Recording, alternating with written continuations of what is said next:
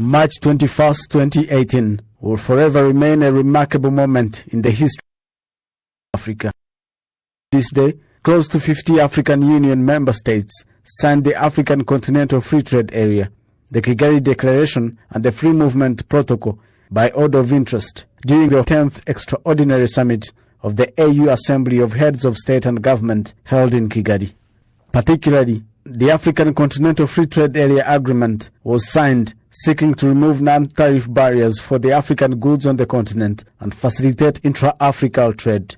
President Paul Kagame, who was also the chairperson of the African Union at that time, said in his speech at the signing ceremony that the treaty would enhance investment and prosperity for the continent with the view of prioritizing the production of value-added goods and services. He challenged African leaders and private sector to take ownership of the deal for the greater benefit of the continent.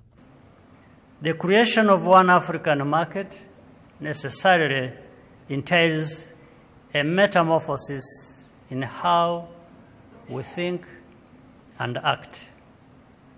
The full involvement of the private sector is needed more than ever before. 36 African countries have ratified the Continental Free Trade Area Agreement, surpassing the necessary 22 deposits of ratification. The flagship project of the African Union Agenda 2063 is expected to make Africa the world's largest trade bloc with a market of about 1.3 billion consumers and a combined GDP of $3 trillion. According to statistics, trade between African countries is at 16%, while trade among European Union countries is at 60%. Trade between Africa and Asia is at 50%. Africa's exports are worth $84 billion, despite Africa exporting non-finished commodities. Economic experts believe that with value-added production and collaboration between African countries will benefit Africa and Rwandan producers. This will benefit the country because the market will now be bigger and the continent will also benefit in trade and technology advancement, which is important. The dignity and bargaining power of the continent will improve. Once the trading under AfCFTA begins in earnest, it is expected to facilitate seamless trade of about 90% commodities produced on the African continent, which will enhance investment and job creation. Rwanda's Private Sector Federation says they are ready to tap into this historic Continental Trade Area Agreement for the benefit of the Rwandan businesses, but they believe collective effort will lead to increased opportunities for the Rwandan producers.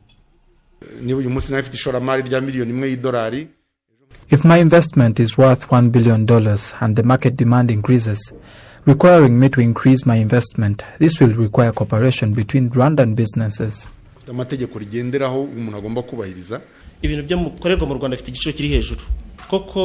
cost of production in Rwanda is really high. Once we fully understand the deal and there is government input in access to raw material, will reduce the cost of production and make made in Rwanda products competitive. The chairperson of the Rwanda Private Sector Federation, Robert Bafakurera, believes that Rwanda's businesses will have a competitive advantage given that the country has a national carrier that flies to different countries across the continent.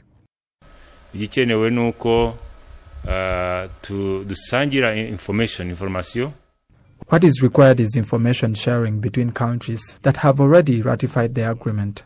Our national carrier flies to different destinations across all corners of the continent. Now there is need for cargo planes to start flying to as many countries to transport our goods and provide enough space for goods. The